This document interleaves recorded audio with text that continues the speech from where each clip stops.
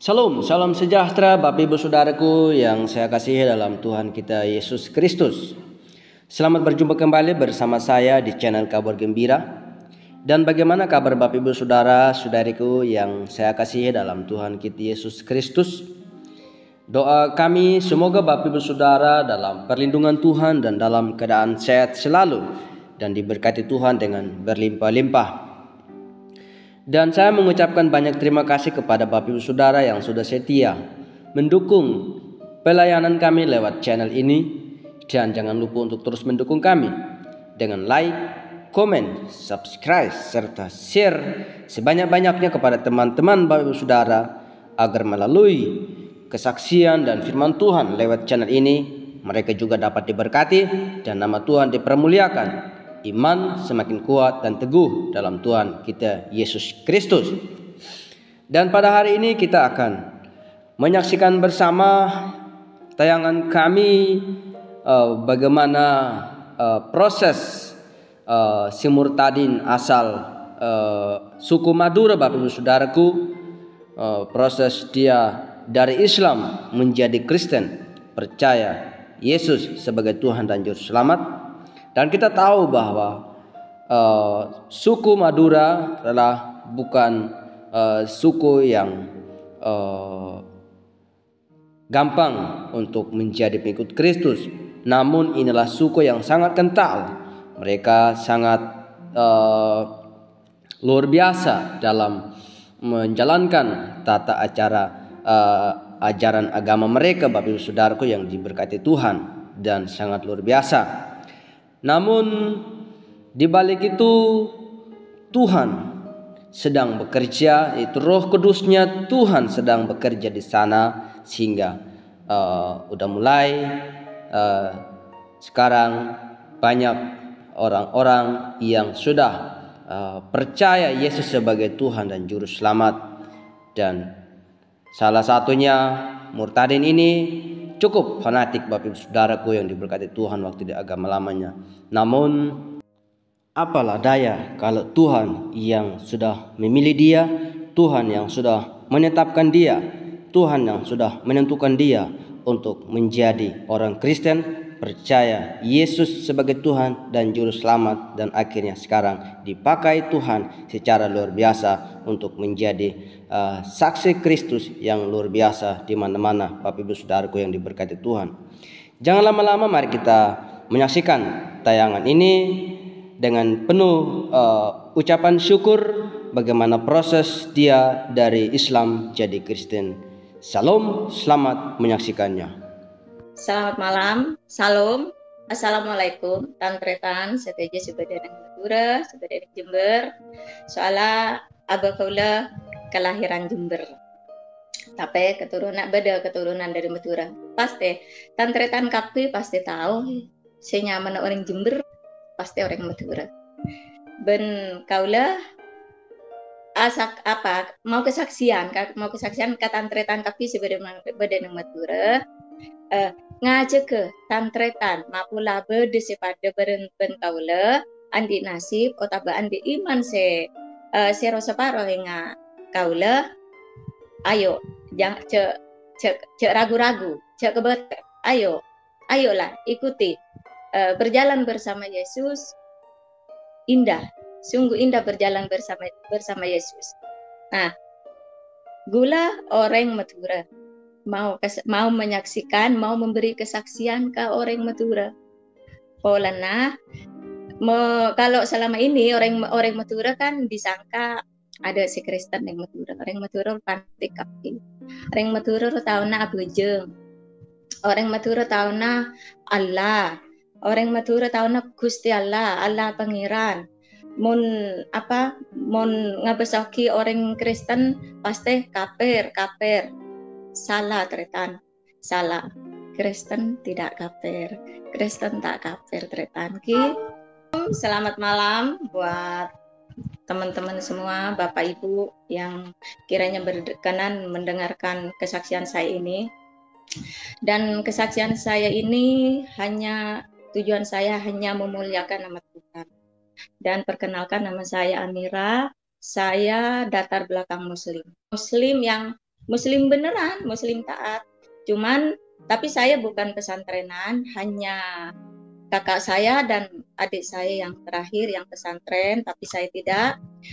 Di masa kecil saya seperti biasa belajar ngaji.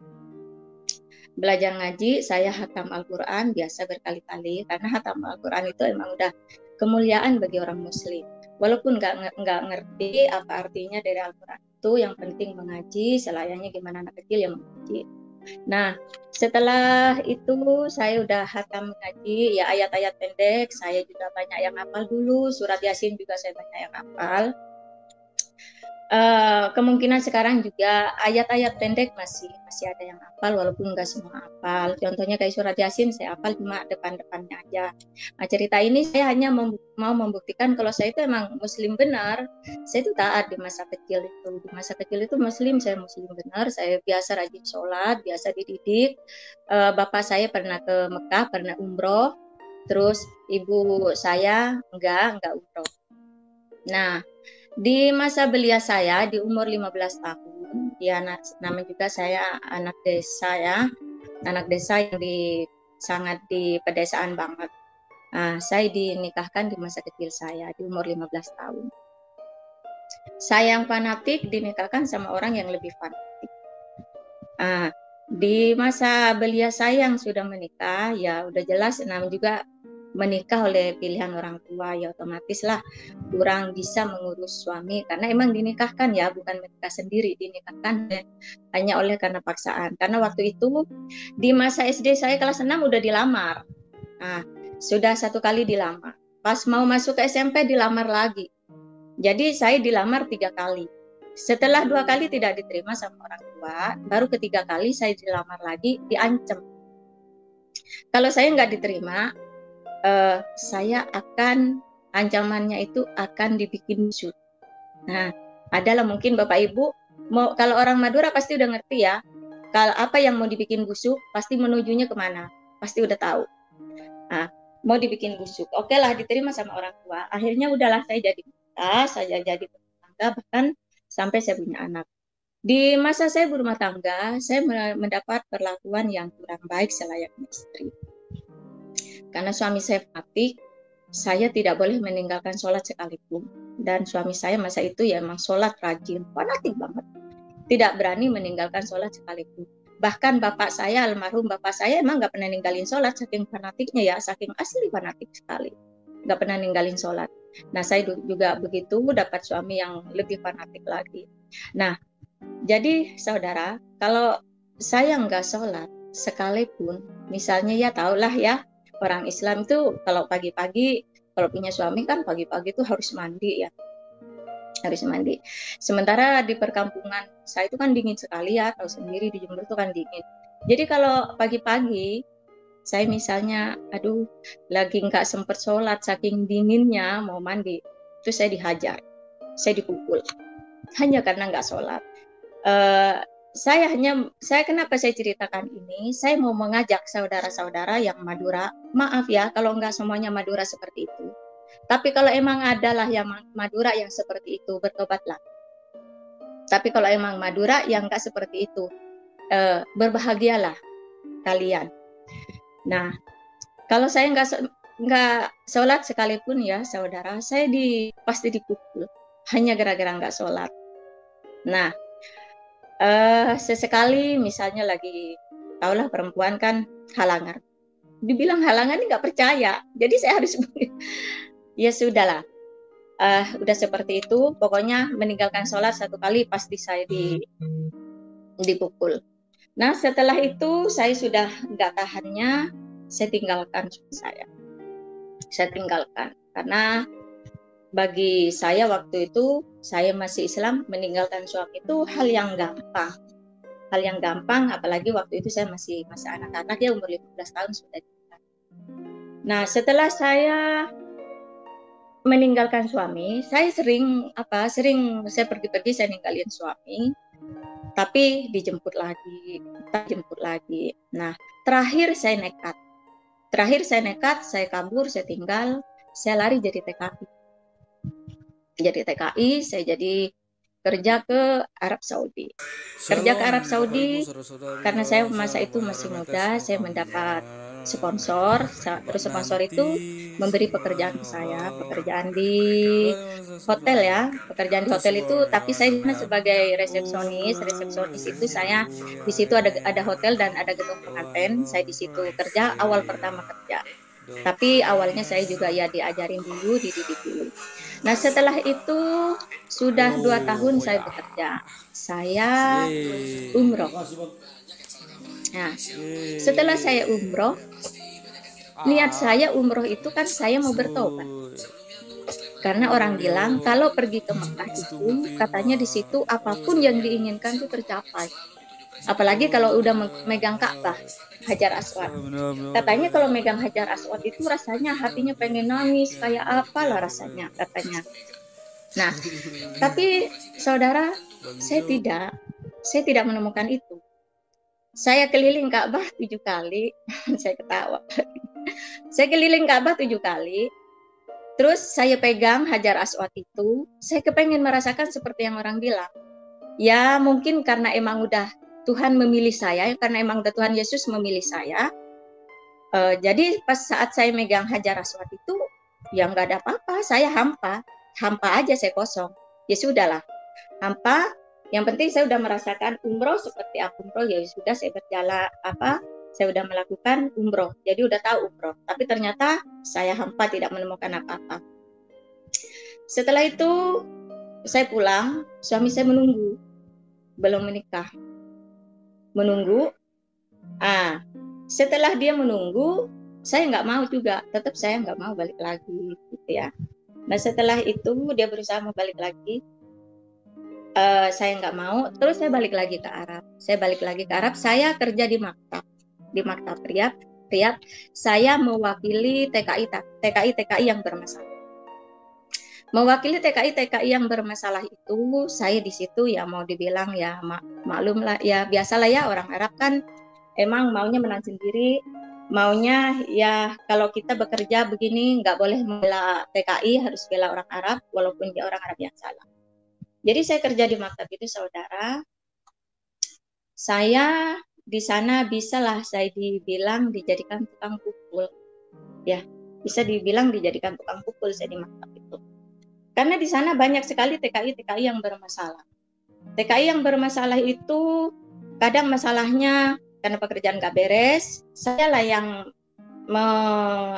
menghandle mereka, yang mendidik, yang mengajar apa. Terkadang ya emang masalah dari majikan. Ya pulang adalah yang karena diperkosa. Ya kadang ada karena emang TKI-nya yang salah sendiri. Yang maaf kata ya, tanda kutip ya emang genit ada. Terus ada yang TKI itu polos dengan niat yang sangat benar-benar mau mencari rezeki ke Arab sana dan mau mewujudkan mewujudkan dan mengokohkan imannya lah, kan tujuan TKI itu kadang karena pengen umroh, karena pengen ke Mekah gitu kan. Nah, ada yang memiliki tulus hanya karena pengen umroh daripada berangkat sendiri, jadi mereka pilih jadi TKI. Tapi di sana ternyata mendapatkan perlakuan yang enggak benar. Contohnya diperkosa sama majikannya. Setelah diperhadapkan dengan saya sama majikannya, saudara, dia ngadu, anak ini TKI ini cerita ke saya bahwa diperlakukan seperti itu. Saya tidak berdaya. Saya nggak bisa membela TKI. Karena apa? Pas begitu saya mau meluruskan bahwa TKI ini yang salah. Misalnya saya ngomong ke majikan itu atau ke mudir itu manajer. Nanti apa? Orang Arab nih bilang, ya Amirah, inti sugul fi Saudi, inti dauri fulus fi Saudi, les. Jadi maksudnya kamu kerja di Saudi, kamu cari uang di Saudi, nggak ada urusannya. Malik dahl inti, apa urusanmu? Apa urusannya kamu membela kelbah? Jadi maksudnya kelbah ada anjing. Jadi kata-katanya itu anjing. Tapi seperti itulah orang Arab. Nah, saya nggak berdaya. Saya mau ngomong apa?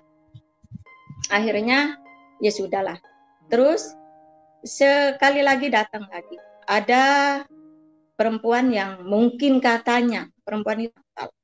Perempuan itu nakal, tahu saudara apa yang dibilang Mudir? Ya Mira, silihad fidahal adrubi katanya. Ya Mira, bawa ini ke dalam, pukul dia. Terus saya bingung. Ya mau nggak mau pukul dia katanya. Adrubi hada, adrubi hiya.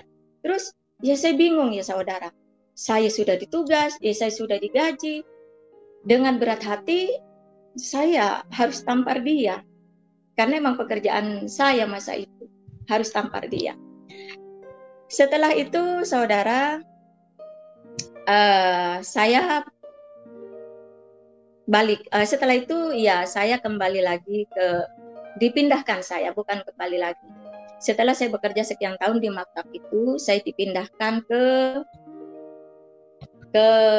kantor ke PT karena Mudir itu punya kantor sekalian cabangnya punya PT di Jakarta di Condet. Oke, saya dipindahkan di situ. Setelah saya pulang dari kantor sudah saya 4 tahun, saya pulang, saya dengar suami saya stres. Setelah saya tinggal, dia sudah mulai stres. Oke lah, saya nggak saya hiraukan dia stres. Udah bukan suami saya kok. Dan saya juga udah nggak mau tersiksa terus, saya tinggalkan. Nah setelah itu saya kerja di PT, bukan kerja, ya saya dari maktab itu saya dipindahkan ke PT. Nah di PT itu saya bertemu dengan seorang laki-laki yang Kristen satu-satunya, gitu. Setelah ketemu sama laki-laki itu, ya Kristen satu-satunya, dia juga bagian ngantar-ngantar TKI gitu ke imigrasi. Dan saya juga ya dipercayakan sama bos, dipercayakan dari bos Saudi, saya dipercayakan kerja di PT untuk mengajar TKI. Saya berhasil, saudara, saya kerja di PT itu, banyak TKI yang sukses. Artinya karena di sana katanya saya tegas, saya apalah gitu penilaiannya, akhirnya saya sukses.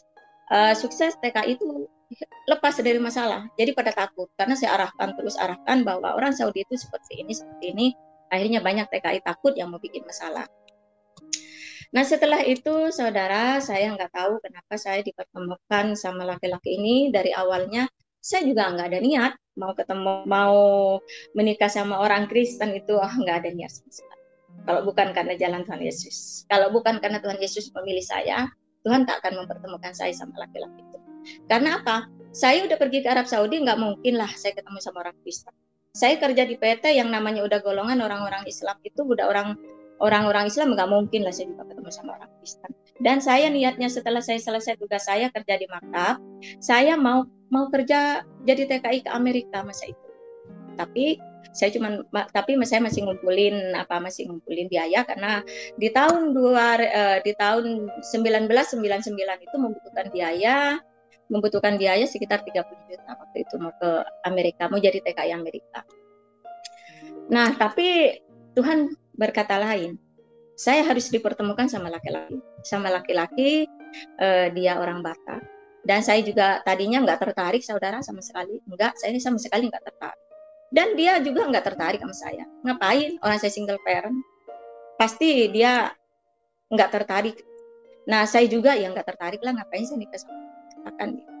Emangnya udah kehabisan kayak gitu kan? Kalau bukan jalan Tuhan, saya nggak dipertemukan sama orang.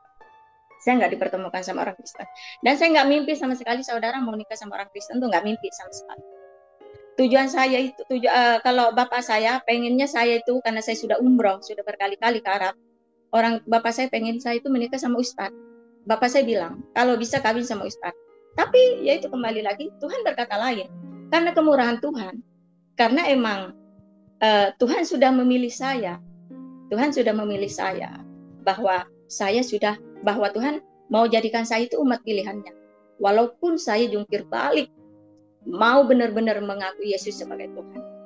Nah setelah itu saudara, saya mulai mengenal dengan laki-laki ini dan kedengaran ke kampung bahwa saya mengenal sama laki-laki orang Kristen. Akhirnya suami saya udah semakin stres. Padahal dia sudah menikah. Karena nggak mau balik sama saya, dia menikah. Tapi dia stres. Mungkin cintanya hanya ke saya. Dia stres, akhirnya dia gila. Dia dipasung. Nah, akhirnya dia gila. Setelah saya menikah, sudah berapa tahun kemudian, akhirnya dia meninggal. Meninggal dalam posisi gila, dalam posisi dipasung, saking fanatiknya masa itu. Ya, akhirnya ya dia meninggal, saking fanatiknya, makanya mungkin kalau boleh saya sampaikan ke saudara-saudara yang ada di Madura ya, yang merasa laki-laki, mungkin ada yang mendengarkan kesaksian ini, jangan berlebihan kalau fanatik.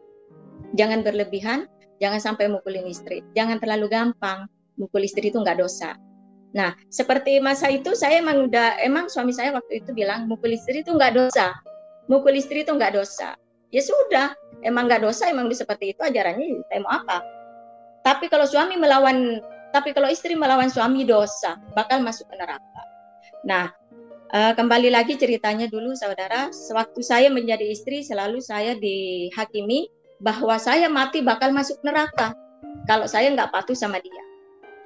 Kalau istri nggak patuh sama suami, seperti itu terus ceritanya. Pokoknya ceritanya itu masalah kalau istri nggak patuh sama suami bakal mati masuk neraka, bakal mati masuk neraka. Apalagi di dalam ajaran itu, di dalam ajaran Islam emang selalu dibilang istri itu harus patuh sama suami, sementara suami sendiri nggak jadi contoh. Bagaimana bisa? Nah, surga itu ada di telapak kaki suami. Surga itu keputusan istri masuk ke surga itu ada di suami. Kalau istri mau masuk ke surga, keputusannya ada di suami. Seperti itulah ya pelajarannya. Jadi maaf kalau ada saudara yang tidak sama, kalau ada muslim-muslim yang mendengarkan kesaksian ini tidak sama cara mendidik istri, nggak usah marah, nggak usah tersinggung. Karena emang inilah yang saya alami. Tapi emang kebanyakan kalau laki-laki di Islam selalu bilang keputusannya surga, istri masuk surga keputusannya ada di suami. Istri mau masuk surga itu keputusannya ada di suami. Kalau suami nggak mau nolong, ya udah masuk neraka terus. Nah, dan suami itu selalu mengatakan, saya nanti tak akan menolong kamu nanti kalau udah kamu masuk neraka. Saya akan biarkan kamu di neraka, saya nggak akan menolong kamu. Ya udah, saya takut dong. Apalagi suami ngutu-ngutu kayak gitu mulu, mau saya tungguin. Nah, ternyata emang kalau saya pikir-pikir belakangan ini ternyata dia emang punya kelainan, yaitu stres. Ya udah, karena saya dikutuk bahwa nggak mau nyelamatin saya, karena saya dulu juga ya percaya juga sih dulu waktu itu kalau ke surga dan keselamatan itu ada di suami gitu. Nah, akhirnya ya saya nggak mampu seperti itu kan. Kalau emang keselamatan ada di suami, saya tinggal. Benar, saya tinggal. Setelah saya bertemu dengan laki-laki Kristen, saya udah jadi menikah. Akhirnya suami ini bertambah stres. Nah, cerita selanjutnya saudara, masalah pengenalan saya dengan suami. Saya kenal sama suami, sebenarnya saya bukan mau masuk Kristen. Kristen. Sebetulnya tujuan saya mau mengislamisasi suami. Tapi awalnya saya pura-pura saya mau masuk Kristen. Karena emang di Islam diajarkan, maaf ya kalau semuanya tidak sama. Karena emang yang saya dengar, saya kan pintar baca Al-Quran, tapi saya nggak tahu ayat-ayatnya. Ada di ayat-ayatnya seperti apa, artinya saya nggak tahu. Maaf kalau ada yang nggak sama. Nah, karena emang diajarkan di Islam, barang siapa orang yang bisa mengislamkan satu orang, itu akan diselamatkan di surga. Jadi, ya dengan cara apapun. Jadi ya saya berusaha dong pengen mengislamkan seseorang. Walaupun iya saya pura-pura dulu mau masuk Kristen. Sebenarnya tujuan saya mau mengislamkan suami, bukan mau masuk Kristen sama sekali. Nah, akhirnya saya nikah di Islam, nikah di kampung, saya nikah siri sih di Islam. Karena tujuan saya emang mau menikah, mau mengislamkan suami. Nah, setelah itu saya balik lagi ke Jakarta. Setelah saya menikah di Islam, saya udah dapat restu dari orang tua, akhirnya saya balik lagi ke Jakarta. Setelah saya balik lagi di Jakarta, karena dengan kelengkapan suami saya, akhirnya saya dicoba diinjili. Itu sebenarnya ini bukan cara manusia kalau mau saya ingat-ingat sampai sekarang, emang bicara Tuhan. Karena Tuhan tuh punya cara yang luar biasa. Akhirnya saya diberkati lagi, peneguhan akhirnya. Diberkati, tapi saya tetap berpura-pura, saudara. Karena buat saya nggak dosa. Karena bagi saya mau berpura-pura menjadi Kristen, pada akhirnya saya mau bertobat di Islam, tuh Allah masih mengampuni. Itu prinsip saya. Itu prinsip saya dulu. Itu yang saya lakukan. Tujuannya saya mau mengislamkan suami. Sekalipun ya saya udah mengikuti pemberkatan. Nah setelah itu, saudara, setelah saya pemberkatan, saya punya anak satu. Nah, aduh, di situ saya udah mulai bergumul. Mulai bergumul itu. Ya, saudara, saya udah seperti orang gak punya iman. Emang, mau dibilang seperti orang gak punya iman, emang saya gak punya iman. Nah, di masa saya sudah udah pemberkatan. Sebelum pemberkatan itu kan memang kategorisasi dulu, biasa belajarin Kristen. Tapi di situ saya hanya kepura-puraan aja. Nah setelah itu di situ saya udah mulai kebingungan. Kemanalah saya ini? Kenapa saya ini menjadi orang kafir? Gitu tah. Setelah itu saya punya anak satu, anak saya umur 1,5 tahun. Saya memutuskan mau kembali lagi ke Arab. Nah, saya mau kembali lagi ke Arab, saya jadi kembali lagi ke Arab. Saya tetap memaksakan diri karena emang saya keras. Islam saya emang keras banget waktu itu, keras banget saya. Islam saya emang keras banget karena apa? Ajaran itu masih tertanam di benak saya, masih tertanam banget. Yang namanya Kristen itu ya kafir. Bahkan saya bukan tidak menghina kalau melihat orang Kristen. Kalau melihat gereja dibakar, itu saya mah ketawa, saudara. Ketawa, seneng banget. Rasanya saya dulu kalau yang namanya emang udah diiringi iblis ya, kalau melihat sesuatu yang menyedihkan, menyakitkan, seneng. Itu dulu. Kalau dengar ada gereja dilemparin batu, ada orang lagi ibadah dilempar batu, kan ada tetangga suami punya gereja gitu ya. Ada orang lagi ibadah dilemparin batu, saya ketawa. Saya ketawa. Padahal di situ saya udah dibaptis percik. Karena emang iman saya belum di situ. Belum di situ. Setelah itu saudara, 1 tahun anak umur 1,5 tahun saya pergi ke Arab. Saya memutuskan mau balik lagi ke Arab. Mau balik lagi ke Arab. Dengan apapun caranya saya mau balik lagi ke Arab. Setelah tujuan saya kembali lagi ke Arab itu, saya hanya mau mencari jati diri. Mau mencari iman saya yang sebenarnya ke Arab. Balik lagi saya ke Arab. Walaupun semua melarang, walaupun saya nggak peduli suami saya melarang karena emang saya keras. Waktu itu saya masih keras, tapi sekarang puji Tuhan saya udah lemah. Bersama Tuhan Tuhan mengajari saya lemah. Waktu itu saya masih keras, saya tetap berangkat lagi ke Arab. Berangkat lagi ke Arab, saya udah nyampe ke Arab, tujuan saya hanya mau mencari iman saya. Nah, setelah saya sampai ke Arab, saudara, saya biasa bawa mukena, saya sholat. Di situ saya bergumul. Belum begitu bergumul saya. Akhirnya saya sholat. Pas saya sholat, kenapa saya sholat? Pintu yang biasa terbuka itu, kok pintu ada yang mainin sih? Padahal teman-teman nggak ada kok. Kebetulan saya kan di mesnya ada di atas, teman-teman ada di bawah semuanya. Kok pintu ada yang buka? Saya bingung. Akhirnya saya nggak selesai sholat karena saya kaget. Saya sholatnya menghadap ke pintu, tapi kok pintu digoyang-goyang. Saya bingung, ada apa ini? Ada apa ini? Akhirnya saya bicara sama Tuhan. Tuhan, ada apa ini? Saya sholat ini kan tujuan saya mau bertanya Tuhan, pada siapa aku beribadah dan pada siapa aku beriman. Tapi kenapa pas begitu saya sholat Tuhan, kok sepertinya Tuhan nggak mengizinkan saya sholat. Oke, selesai. Saya tanya sama teman karena saya masih penasaran, apakah saat saya sholat ada teman yang mainin pintu. Teman bilang nggak ada. Setelah itu, sudahlah saya bergumul, saya minta keputusan sama Tuhan. Tuhan, saya sholat sudah, tapi sepertinya Tuhan tidak mengizinkan. Tuhan, berilah saya bukti ya Tuhan. Karena emang udah keyakinan saya seperti itu, saya minta bukti sama Tuhan. Padahal percaya itu iman bukanlah karena melihat, tapi karena percaya. Tapi karena masa itu kan imanku masih goyah, masih belum mengerti lah, baca Alkitab aja enggak. Nah akhirnya saya minta sama Tuhan, saya bergumul terus, saudara, bergumul terus karena saya juga bingung apakah saya harus jadi orang kafir apa gimana gitu kan. Akhirnya Saya bergumul, tidur pun saya gelisah terus. Minta bukti saya sama Tuhan. Kalau emang Tuhan, buktikan pada saya. Kalau emang Engkau benar-benar Tuhan yang ajaib. Gak ada yang mustahil Tuhan, saudara. Kalau kita bergumul sama Tuhan, gak ada yang mustahil. Dengan dahsyatnya Tuhan, dengan kebaikan Tuhan, saya yakin dan percaya sekali saya sekarang bisa bicara seperti ini karena saya sudah yakin sekali kalau Yesus itu Tuhan. Yesus itu bukan nabi, Yesus itu juru selamat. Kalau Yesus nabi, dia nggak bakalan datang di saat saya bergumul. Kalau dia itu hanya sebagai nabi, dia nggak bakalan datang sama orang-orang yang minta bukti sama semua teman-teman yang kesaksian di channel YouTube ini. Kalau dia hanya nabi, dia Tuhan. Saya yakin, saya percaya dia Tuhan. Dia Tuhan.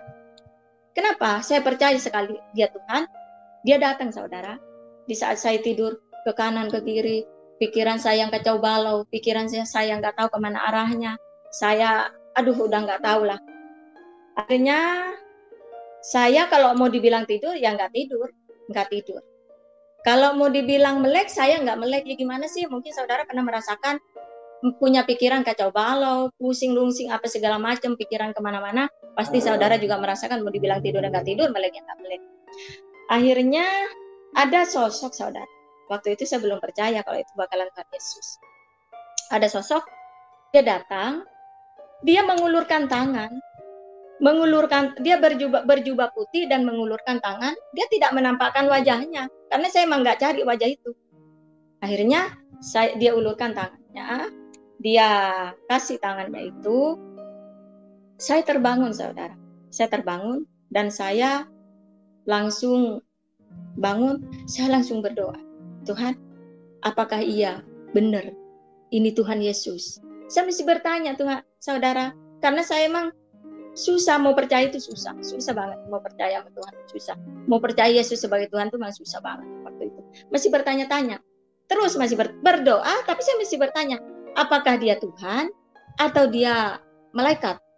Pertanyaan saya, dia Tuhan atau malaikat? Masih bertanya-tanya. Setelah itu, seiring berjalannya waktu, selesai saya bekerja, udah selesai waktunya dikerja di Arab, udah selesai kontrak, saya pulang. Terus saya ke gereja waktu itu. Saya pulang dan saya ke gereja, tapi saya masih belum beriman. Saudara. Belum beriman sama Tuhan Yesus, saya masih bertanya. Yang datang itu siapa? Masih bertanya-tanya. Karena emang saking kerasnya saya, jadi saya masih bertanya-tanya, siapa itu yang datang sebenarnya? Tuhan apa malaikat? Tapi saya nggak bilang setan, nggak berpikiran kalau itu setan. Di pikiran saya, Tuhan atau malaikat? Gitu. Ini Tuhan apa malaikat? Itu aja yang menjadi pertanyaan saya. Saya masih belum beriman. Nah, setelah saya sudah pulang ke Indonesia, saya memang belum beriman, dan saya juga sudah, walaupun belum beriman, saya mulai belajar menjadi gereja. Setelah saya mulai belajar menjadi gereja, saya masuk ke gereja, saudara. Masuk ke gereja, saya merasanya tenang banget, rasanya adem sekali, adem. Sepertinya saya menemukan sesuatu, adem, rasanya sukacita sekali. Saya menemukan Tuhan yang sebenarnya. Tapi saudara, karena kerasnya hati saya jungkir balik. Saya masih jungkir balik. Saya belum percaya. Kenapa saya selalu bertanya, siapa sosok itu? Itu Tuhan apa malaikat? Masih seperti itu. Padahal kuasa Roh Kudus sudah nyata dalam hidup saya. Begitu saya di gereja, kuasa Roh Kudus selalu nyata dalam hidup saya. Dan saya juga sempat bertanya-tanya lagi, karena saya melihat suami saya ini, dia Kristen dari kecil, tapi tidak menjadi contoh saya. Saya sering juga menyalahkan dia, saya juga masih sempat menyalahkan dia. Kenapa? Saya pengennya suami itu menjadi imam, menjadi contoh di dalam hidup saya. Saya kepengennya dia itu ke gereja, gitu. Tapi enggak juga.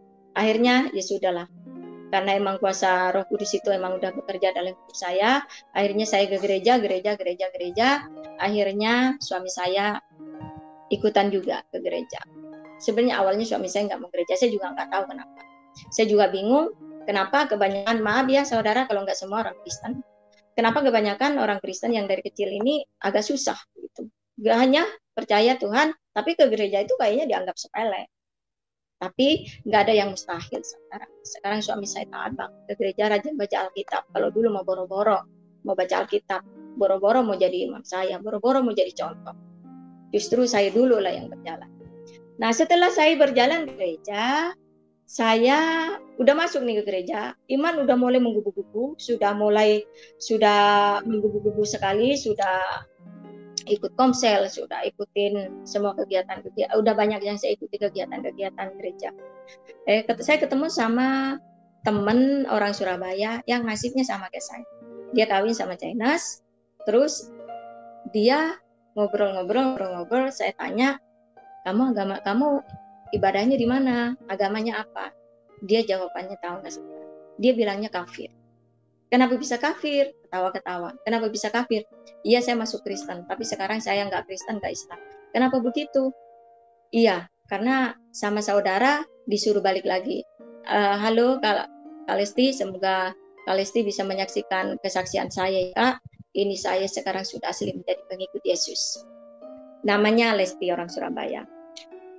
Setelah itu, saudara, saya merasa terlambat dia waktu itu. Iblis masih bekerja dalam iman saya. Iblis masih bekerja. Iblis masih mencoba saya terus. Pas begitu saya ketemu dia, saya merasa terlambat. Aduh, kenapa saya terlambat ketemu sama orang ini? Kalau seandainya saya ketemu sama teman ini dari dulu, saya kan setidaknya kan kompromi untuk saling meninggalkan suami. Itu di pikiran saya. Padahal saya bukan terlambat, saudara, ketemu sama dia. Saya bukan terlambat. Sebenarnya karena kemuliaan Tuhan. Karena kemurahan Tuhan. Bukan terlambat. Kalau Tuhan mau, apapun bisa terjadi, saudara. Jadi kalau saya berpikir terlambat saya ketemu dia, itu sebenarnya bukan terlambat. Itu sebenarnya karena kebaikan Tuhan dalam hidup saya. Setelah itu, saudara, ya sudah berlalu, saya nggak lagi berteman sama teman ini. Terus saya ke gereja, tetap terus ke gereja. Nah, akhirnya ya sudah, saya mentaati ibadah bukan karena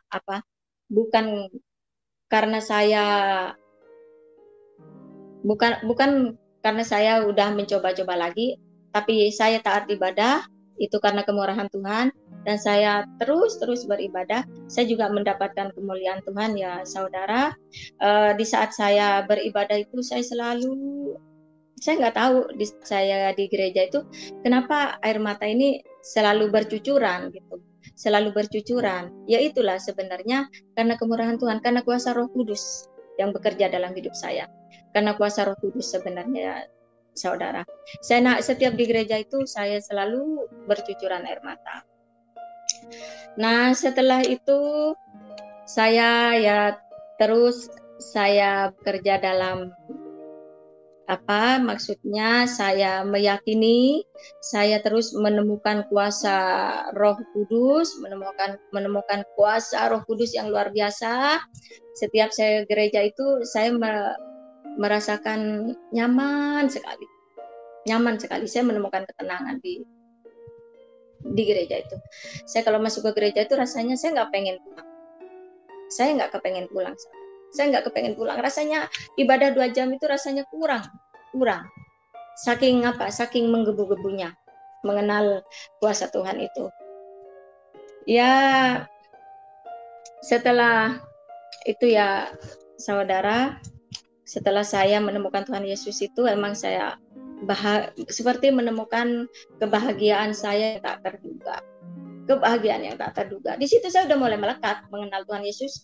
Itu sudah mulai melekat, sudah bahagia. Tapi yang lebih tambah lagi semakin kuat. Kan iman kita ya kadang emang sudah kuat. Tapi kadang ada lagi yang membuat semakin kuat. Yang membuat saya semakin kuat, kesaksian di channel YouTube Pak Yusuf. di channel Pendeta Pak Yusuf ini yang membuat saya semakin kuat. Makanya kenapa saya mau kesaksian di channel Pak Yusuf ini, karena apa? Saya kepengen menjadi saksi sama teman-teman yang senasib seperti saya. Ayolah, ayo, jangan ragu lagi sama Tuhan Yesus. Tuhan Yesus itu nyata, bukan nabi. Ayo, tantretan, saudara-saudara yang dari Madura, yang dari Jember, baik dari manapun yang memiliki nasib seperti saya. Ayolah, jangan setengah-setengah. Ayo, jangan setengah-setengah. Percaya, kebenaran hanya ada di dalam nama Tuhan Yesus.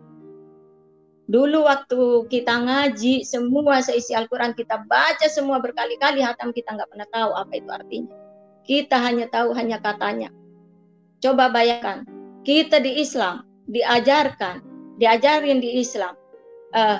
Kebayang nggak sih saudara, kalau saudara yang punya nasib seperti saya, apalagi yang orang Jawa Timur yang ajarannya sama. Ingat nggak sih kalau guru ngaji kita ngajarin, sama ustadz, sama kiai kita ngajarin, pas begitu dikasih tahu, begitu nanti kita mati ada di liang kubur, malaikat datang, malaikat mungkar nakir datang mau menghakimi kita, terus kita ditanya, min rabbik, wa min nabiyyik, wa min kiblatek. Coba saudara, bayangkan kalau kita nggak bisa jawab. Itu yang diajarkan. Apa yang akan terjadi pada saudara? Ayo, apa yang akan terjadi pada saudara kalau kita sudah mengalami hal seperti itu, ajaran seperti itu? Bagaimana kalau itu nyata? Pas begitu kita mati nanti di liang kubur, di dalam kubur ditanya, min rabbik, siapa Tuhan? Wa min nabiyyik, siapa nabimu? Wa min kiblatek, di mana? Siapa kiblatmu? Nah, kalau kita nggak bisa jawab, kita dipukul, dihajar, menjadi debu. Setelah menjadi debu, ini ceritanya ya, saya nggak baca, saya nggak tahu itu ada di Alkitab atau di Al-Quran atau tidak. Setelah menjadi debu, dikumpulkan lagi menjadi satu, ditanya lagi tidak bisa menjawab tentang keislaman, digebuk lagi menjadi debu. Setelah menjadi debu, digebuk lagi, dilemparkan ke neraka. Itu ajarannya. Itu yang membuat saya terngiang-ngiang, takut sekali menjadi orang Islam. Dan di saat saya terngiang-ngiang seperti itu, saya nggak pernah bisa tidur. Maaf, saya kembali lagi cerita ke awal. Di saat itu saya nggak bisa tidur, saudara. Apalagi yang tinggal di kampung, bunyi jangkrik, bunyi apa. Bagaimana mau beriman dengan benar? Bagaimana mau beriman dengan benar? Ditakut-takuti kalau nggak patuh sama suami, harus masuk neraka. Suami tidak mau menolong. Nah, kedua, ditakut-takuti lagi kalau mati di liang kubur yang harus dipukul oleh malaikat mungkar nakir, dihancurkan menjadi debu, setelah jadi debu dikumpulin lagi, dipukul lagi. Gimana, apakah bisa tidur kita malam membayangkan itu? Iya, nggak kebayang. Ayolah saudara-saudara yang masih memiliki ajaran seperti itu, yang memiliki mungkin yang menemukan jalan sudah mendapat bisikan dari Tuhan Yesus, ayo jangan setengah-setengah. Siapa saudara yang mengalami seperti saya, ayo jangan setengah-setengah. Sekarang saya yakin dan percaya saya ada di jalan kebenaran. Saya sudah nggak takut lagi sama benakeron. Kalau kata orang benakeron, malaikat itu benakeron. Saya nggak takut lagi, saudara. Saya nggak takut lagi. Saya udah nggak takut bagaimana saya kalau mati. Saya udah nggak bisa tidur hanya karena takut mati. Enggak. Sekarang saya waktunya tidur, saya tenang aman. Sekalipun saya bangun tengah malam nggak pernah ketakutan. Kalau dulu saya bangun tengah malam, saya ngebayangin bagaimana kalau mati. Padahal saya waktu itu punya iman. Beriman sama Allah waktu itu. Beriman sama ajaran Nabi Muhammad. Tapi kenapa saya selalu, bagaimana kalau mati? Seakan-akan tidak ada yang bisa menyelamatkan saya. Takut sekali saya masa itu. Yang saya bayangkan hanya kalau digebuk di dalam kubur. Digebuk, dihancurin jadi abu, dikumpulin lagi, digebuk lagi, dilempar ke api. Hanya itu yang terbayang-bayang. Tapi sekarang ya saudara, saya ada di ajaran Tuhan Yesus, ada di jalan kebenaran. Kalau dulu saya takut di jalan Sirotol Mustaqim, karena yang saya tahu dulu jalan Sirotol Mustaqim itu, Sirotol Mustaqim itu jembatan menuju surga. Katanya barang siapa yang mau menuju ke surga, yang mau masuk ke surga, harus melewati dulu ke Sirotol Mustaqim. Nah, Sirotol Mustaqim itu jembatan yang tipisnya sehelai rambut. Bagaimana bisa kita harus melewati jembatan yang sehelai rambut mau menuju ke surga? Sementara Sirotol Mustaqim itu jalan kebenaran Tuhan Yesus. Tuhan Yesus sendiri Sirotol Mustaqim itu. Bagaimana mungkin? Nah, makanya jangan kenyataan saya ini sekarang, dengan keadaan saya sekarang, saya buang semua pemikiran-pemikiran yang takut mati itu. Dalam nama Tuhan Yesus, saya menemukan jalan kebenaran. Amin. Puji Tuhan, Bapak Ibu Saudaraku yang diberkati Tuhan. Kesaksian yang sangat luar biasa. Dan kita tahu si Murtadin cantik ini, dia adalah Murtadin yang didoktrin bagaimana dia diajarkan oleh orang tua dan keluarganya untuk menjadi muslim yang taat dalam menjalankan ajaran agamanya. Bapak Ibu Saudaraku, waktu di agama lamanya, yaitu harus rajin sholat tepat waktu, harus rajin ikut pengajian dan lain sebagainya. Namun kita sudah menyaksikan bagaimana dia rajin berjuang keras untuk melakukan ajaran agamanya, Bapak Ibu Saudaraku, bahkan sampai dia naik umroh dan dia ingin merasakan yang namanya sukacita, damai sejahtera, kasih sayang yang berasal daripada Tuhan. Namun dia naik umroh, dia pegang batu Ka'bah itu, dia tidak mendapat apa-apa, tidak ada sesuatu yang dia rasakan. Namun yang dia rasakan tetap terus merasakan kekosongan dalam dirinya, Bapak Ibu Saudaraku yang diberkati Tuhan. Karena Roh Kudus tidak memiliki orang yang tidak percaya pada Kristus. Hanya orang yang percaya kepada Kristus yang wajib memiliki Roh Kudus itu yang berasal daripada Tuhan. Bapak Ibu Saudaraku yang diberkati Tuhan. Dan si Murtadin inilah Murtadin yang cukup fanatik, kita sudah menyaksikan tadi, dan dia mengalami berbagai macam tekanan karena waktu di agama lamanya, Bapak Ibu Saudaraku yang diberkati Tuhan, dia ditakut-takuti, dipukul kalau tidak sholat, dia dipukul, dia ditakut-takuti kalau tidak melakukan sholat dan lain sebagainya dalam ajaran agamanya. Maka Pak Ustadz atau gurunya, kiainya akan mengancam mereka untuk masuk neraka.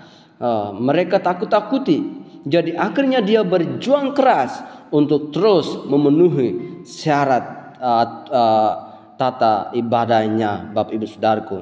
Namun tetap merasakan yang namanya kekosongan, sehingga dia mencari kebenaran, bahkan sampai naik umroh, dan di sana dia tidak merasakan sesuatu, dan akhirnya arahkan pikirannya untuk mencari kebenaran firman Tuhan, dan Tuhan Yesus datang kepadanya, Bapak Ibu Saudaraku.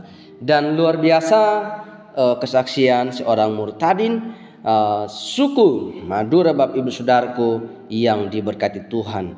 Kita tahu ini suku Madura adalah suku yang cukup taat, rajin, kental dalam menjalankan ajaran agamanya, Bapak Ibu Saudaraku yang diberkati Tuhan. Namun si Murtadin ini dia tetap terus merasakan kekosongan. Dia terus berjuang, namun tidak dapat atau tidak mengalami yang namanya kesenangan, kegembiraan, sukacita. Tidak dapat, Bapak Saudaraku yang diberkati Tuhan. Dan akhirnya dia pergi umroh. Di sana dia bertemu Tuhan Yesus. Karena kenapa? Dia arahkan pikirannya kepada Kristus. Dia mau mencari kebenaran. Ingat bahwa ketika orang-orang yang mau mencari kebenaran dalam kitab suci Injil, maka pasti dia menemukan di dalam kitab suci Injil. Tapi ketika dia mencari kesalahan kitab suci Injil, maka sampai kiamat pun dia tidak akan pernah menemui kesalahan satu titik pun kitab suci Injil, Bapak Ibu Saudara. Karena kitab suci Injil tidak pernah salah satu titik pun. Jadi sebelumnya mari kita membaca dan merenungkan firman Tuhan. Bagaimana kita harus terus mengasihi Tuhan, harus terus mengasihi sesama, dan kita harus hidup dan hukum Tuhan yang sangat luar biasa. Kita membaca firman Tuhan yang terambil dari Matius 22 ayat yang ke-34 sampai yang ke-40. Di sini hukum yang terutama. Ketika orang-orang Farisi mendengar bahwa Yesus telah membuat orang-orang Saduki itu bungkam, berkumpullah mereka, dan seorang dari mereka, seorang ahli Taurat, bertanya untuk mencobai dia. "Guru, hukum mana yang terutama dalam hukum Taurat?" Jawab Yesus kepadanya, "Kasihilah Tuhan Allahmu dengan segenap hatimu, dan dengan segenap jiwamu, dan dengan segenap akal budimu. Itulah hukum yang terutama dan yang pertama. Dan hukum yang kedua yang sama dengan itu ialah, kasihilah sesama manusia seperti dirimu sendiri. Pada kedua hukum inilah tergantung seluruh hukum Taurat dan kitab para nabi." Demikian jauhlah firman Tuhan, Bapak Ibu Saudaraku yang diberkati Tuhan. Di sini kita diarahkan, kita dituntun, kita diberitahu bahwa kita harus mengasihi Tuhan Allah dengan segenap hati dan dengan segenap jiwa dan dengan segenap akal budi. Dan gitu pula kita harus mengasihi sesama manusia seperti diri sendiri, Bapak Ibu Saudaraku yang diberkati Tuhan. Di sini kenapa Yesus mengatakan demikian? Karena orang-orang Farisi, mereka adalah orang-orang pintar, namun mereka tidak mau mempercayai Yesus sebagai Tuhan dan Juru Selamat karena mereka belum mengarahkan pikirnya untuk percaya kepada Kristus, sehingga mereka harus bertanya, mereka harus mencobai Tuhan Yesus. Bapak Ibu Saudaraku, orang-orang Farisi bukan orang sembarang ya Bapak Ibu Saudaraku, mereka adalah orang pintar, namun mereka belum begitu percaya Yesus karena mereka berpikir bahwa Yesus adalah manusia biasa. Mereka tidak tahu kalau Tuhan Yesus adalah datang dari surga dan kembali kepada surga. Jadi itulah penyebabnya orang-orang Farisi Bapak Ibu Saudaraku harus seperti itu. Mereka juga cukup taat dalam menjalankan hukum Taurat Bapak Ibu Saudaraku, dan mereka memang sungguh luar biasa orang pintar. Tapi kita lihat bahwa sepintar-pintarnya orang, namun orang yang percaya kepada Kristus itu lebih hebat, lebih pintar, lebih tahu daripada orang yang tidak percaya akan Kristus. Jadi Bapak Ibu Saudaraku, saya mengundang untuk terus berdoa, harus mengasihi Allah, harus mengasihi sesama seperti diri kita sendiri, Bapak Ibu Saudaraku yang diberkati Tuhan. Supaya kenapa? Supaya orang-orang yang selalu mencari kesalahan kitab Injil, supaya mereka mendapat terang, mendapat hidayah untuk mau mencari kebenaran, supaya mereka mendapat kerinduan, kehausan akan kebenaran firman Tuhan, supaya mereka juga dapat diselamatkan. Itulah tanda kasih yang bagaimana kita belajar dari Tuhan kita Yesus Kristus yang penuh dengan ajaran kasih, maka ajaran kasih itu harus didengar oleh banyak orang supaya mereka juga dapat mengenal dan percaya, dan mereka juga dapat masuk surga bersama-sama kita dan dengan Kristus, Bapak Ibu Saudaraku yang diberkati Tuhan. Namun memang sangat luar biasa si murtadin ini. Kalau kita lihat, dia adalah orang yang cukup fanatik.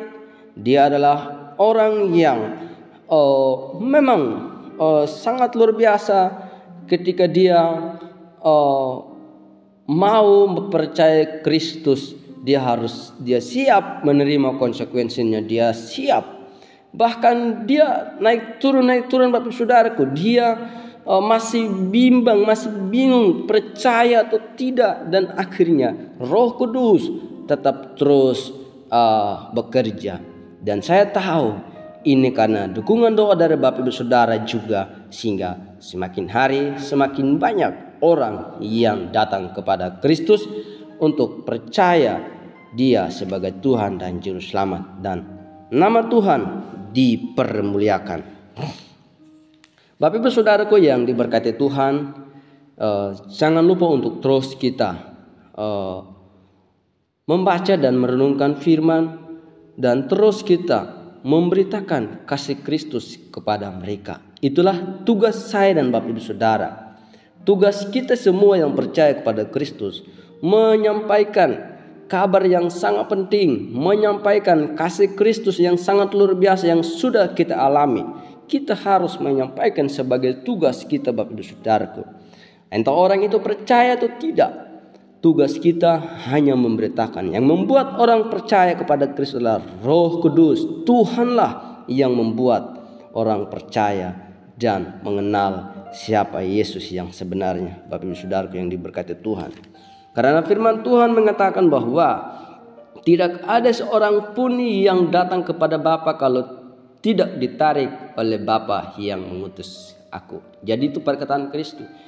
Jadi tidak ada satu orang pun yang datang kepada Kristus kalau tidak ditarik oleh Bapa yang mengutus Kristus. Dan satu-satunya jalan kebenaran adalah Kristus. Sebab Kristus juga sudah mengatakan bahwa akulah jalan dan kebenaran dan hidup. Tidak ada satu orang pun yang datang kepada Bapa kalau tidak melalui aku. Itu kata Kristus. Jadi Bapak Ibu Saudaraku yang diberkati Tuhan, tidak ada satu orang nabi pun yang berani mengatakan seperti itu. Tidak ada satu orang rasul pun yang berani mengatakan seperti itu. Hanya Yesus Kristus. Berarti kalau hanya Yesus Kristus, Dia adalah Tuhan penguasa. Dia adalah Tuhan yang sungguh luar biasa mengasihi manusia. Jadi kalau ada yang berani mengatakan demikian, tunjukkanlah kepada saya. Jadi ya, inilah sangat luar biasa. Sekarang semakin banyak orang yang percaya kepada Kristus karena dia mengenal siapa itu Yesus yang sebenarnya. Untuk itu Bapak Ibu Saudaraku yang diberkati Tuhan, kamu yang belum percaya, percayalah kepada Kristus sebelum terlambat.